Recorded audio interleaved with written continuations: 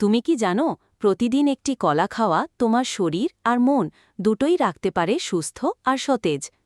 কলায় আছে প্রচুর পটাশিয়াম, যা রক্তচাপ নিয়ন্ত্রণে সাহায্য করে এবং হৃদরোগের ঝুঁকি কমায়। আর এতে থাকা প্রাকৃতিক চিনি আর ফাইবার শরীরকে দেয় তাৎক্ষণিক শক্তি। তাই সকালে নাস্তার পর বা ব্যায়ামের আগে একটি কলা খেলে মিলবে দারুণ এনার্জি। শুধু তাই নয়, কলা হজমে সাহায্য করে এবং পেটের জন্য অত্যন্ত উপকারী। ভিটামিন বি6 ও সেরোটোনিন উৎপাদনের মাধ্যমে এটি মস্তিষ্ককে করে তোলে শান্ত, কমিয়ে দেয় মানসিক চাপ। ত্বক ও চুলের যত্নেও কলা অসাধারণ।